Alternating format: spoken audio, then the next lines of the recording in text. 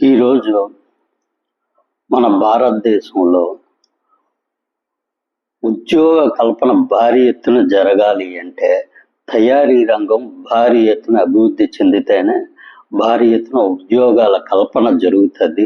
ఈ తయారీ రంగంలో ఉద్యోగాలు ఎక్కువ వస్తే దానికి అనుగుణంగా సేవల రంగం కూడా అభివృద్ధి చెందుతుంది. తయారీ రంగం అభివృద్ధి చెందకుండా ఒక్క సేవల రంగం అభివృద్ధి చెందడం అనేది చాలా కష్టమైన విషయం. కాబట్టి ఉత్పత్తి రంగం ఈ మ్యానుఫ్యాక్చరింగ్ సెక్టార్ అభివృద్ధి చెందాలి అంటే దానికి ఏ విధమైన డెసిషన్లు తీసుకోవాలి ప్రభుత్వం అనే దాని గురించి ఈరోజు మనం కొంతవరకు ఈ వీడియోలో డిస్కస్ చేసుకుందాం. ఈరోజు మనకి కొన్ని అడ్వాంటేజెస్ ఉన్నాయి, వాటి గురించి మనం ఈ వీడియోలో డిస్కస్ చేద్దాం.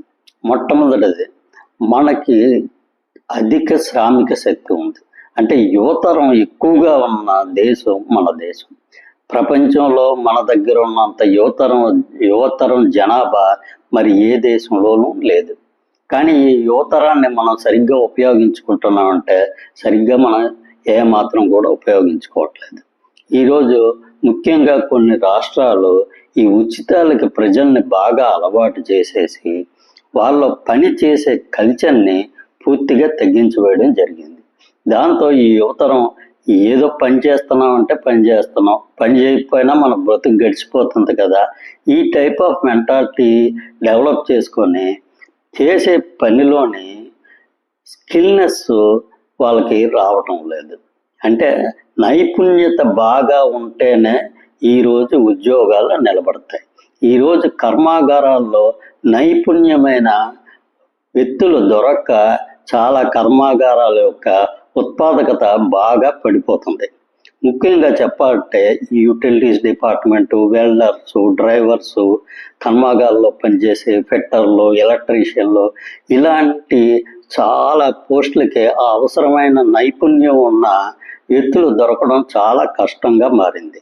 కాబట్టి ఇలాంటి వాటి మీద ప్రభుత్వాలు పూర్తిగా దృష్టి పెట్టి స్కిల్ డెవలప్మెంట్ సెంటర్లను పెట్టి అసలు వాళ్ళు చదువుకుంటున్నప్పటి నుంచే వాళ్ళకి ఉద్యోగాల్లో ఏం అవసరమో వాటిని నేర్పించడం మొదలు పెడితే ఈరోజు కర్మాగారాల్లో పనిచేయడానికి వ్యక్తులు దొరికి, నైపుణ్యం కలిగే వ్యక్తులు దొరికి, ఉత్పాదకత పెరిగి కర్మాగారాల్లో లాభదాయకత వైపు వెళ్ళడం జరుగుతుంది. ఇక రెండవది, మన దేశంలో ఈ రోజుకి కూడా దాదాపు 45% మంది ఈ వ్యవసాయ రంగం మీద ఆధారపడి జీవిస్తున్నారు. వీళ్ళలో కూడా ఈ వ్యవసాయ రంగంలో ఉన్న వాళ్ళలో దాదాపు ఎకరం మ్యాక్సిమం 5 ఎకరాల లోపు ఉన్న వాళ్ళే 92% మంది రైతులు ఉన్నారు. కాబట్టి ఈ వ్యవసాయ రంగం మీద ఆధారపడే రైతుల్ని ఆ సంఖ్యను వీలైనంత వరకు తగ్గించి వాళ్ళని ఈ ఫుడ్ ప్రాసెసింగ్ మీద, వాల్యూ ఎడిషన్ ప్రోడక్ట్స్ మీద వాళ్ళని షిఫ్ట్ చేసి వీలైనంత వరకు ప్రత్యక్షంగా వ్యవసాయం చేసే వాళ్ళని కొంతమందిని, వాటి మీద ఆధారపడి ఇండస్ట్రీస్ నడిపే వాళ్ళని మరి కొంతమందిని ఈ రైతుల్ని తయారు చేసుకుంటే మనం రైతుల కోసం ఇచ్చే విపరీతమైన ఈ రాయితీలు, ఉచితాలు అనేది తగ్గించి ఫుడ్ ప్రాసెసింగ్ మీద పెడితే అది ఈరోజు రైతులకి ఎంతో ఉపయోగకరంగా ఉంటుంది. ఇక మూడో పాయింట్, మన రూపీ వాల్యూ పూర్తిగా పడిపోతుంది. అంటే చాలా వరకు ఈరోజు 88 రూపాయలు దాటిపోయింది ఒక డాలర్కి.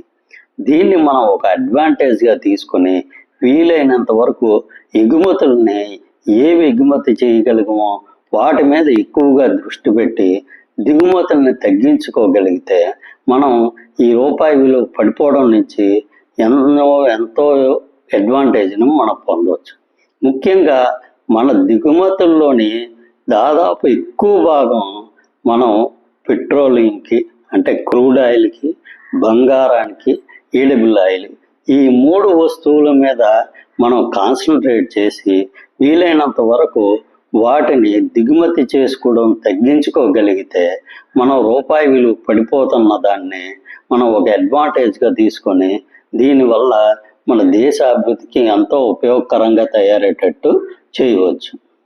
ఇక అన్నిటికన్నా ముఖ్యమైనది, పన్నుల మీద ఒక హేతుబద్ధత పాటించి వీలైనంత వరకు ఈ పన్నుల్ని ఒక రీజనబుల్ రేంజ్లో ఉంచి ప్రజలకి వస్తువుల్ని కొంచెం చౌకగా మనం లభించేటట్లు చేయగలిగితే ఈరోజు మనం ఎక్కువ వస్తువులు అమ్మకం జరిగేటట్టు చేయగలిగితే దానికి తగ్గట్టు కొత్తగా ఫ్యాక్టరీల కన్స్ట్రక్షన్ జరిగి అప్పుడు దేశానికి ఉపయోగపడుతుంది. అంతేగాని పన్నులు విపరీతంగా వేసేసి పన్నుల నుంచి వచ్చే రెవెన్యూ ద్వారా మనం ఈ దేశ అభివృద్ధి చెందిస్తామని అంటే దానివల్ల ఉపయోగం ఏమీ ఉండదు.